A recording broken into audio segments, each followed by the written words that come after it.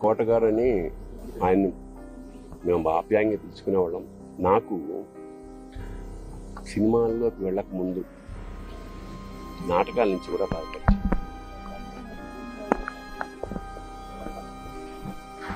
ఆయనతో కలిసి నాటకాలు వేసిన వాడిని నేను. చాలా అంటే ఒక కమిట్మెంట్ తోటి తప్పన ఉండేది విపరీతంగా. అంటే సినిమా యాక్టర్ ఎవరో అని ఎప్పుడు అనుకోలేదు.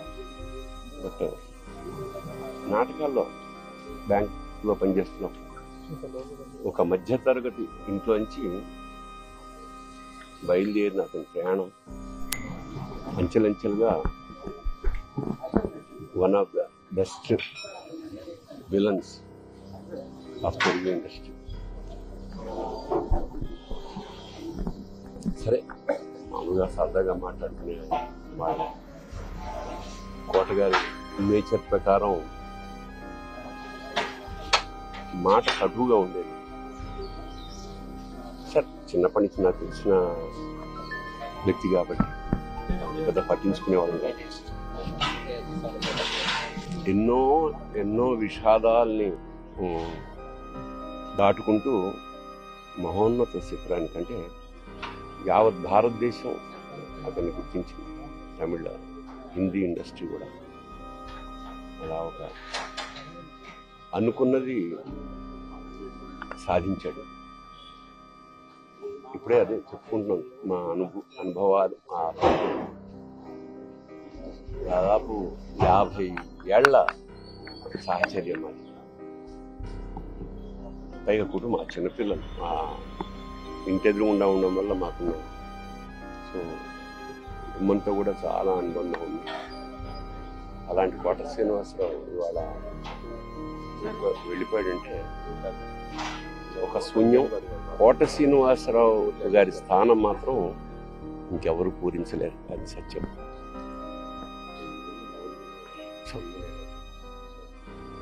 ఆయన మనశ్శాంతి, ఆయనకి ఆ పరమేశ్వరుడు ఆ కుటుంబానికి ఆయనకి మనశ్శాంతిని కలిగించాలని మనస్ఫూర్తిగా ప్రార్థిస్తుంది. మాకు కూడా కొన్ని వందల వేల అనుభూతుల్ని మిగిల్చిన కోట ఇవాళ కూలిపోయింది. ఆయన ఒక మహానటుడు అని ప్రత్యేకంగా చెప్పాల్సిన పని లేదు. ఒక దశకంలో నేను, కోట శ్రీనివాసరావు, బాబు మోహన్, మేము ముగ్గురం ప్రతి సినిమాలో ఉండేవాళ్ళం. రోజుకు 18-20 గంటలు పనిచేసేవాళ్ళం. ప్రతి లాస్ట్ 40 years 4 decades-గా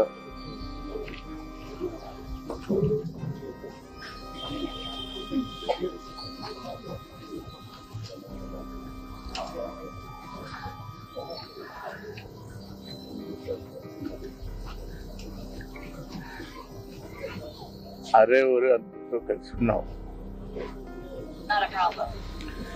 వాళ్ళ కోట లేడు అంటే నమ్మలేకపోతుంది. నటన ఉన్నంత కాలం కోట ఉంటాడు.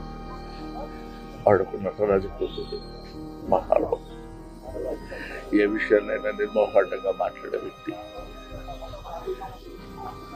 అటువంటి వ్యక్తిని కోల్పోవడం భారతదేశానికే నటన లోకానికి తీరని లోటు.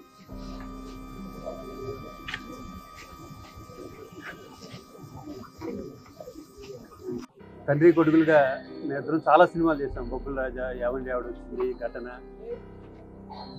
వినోదం,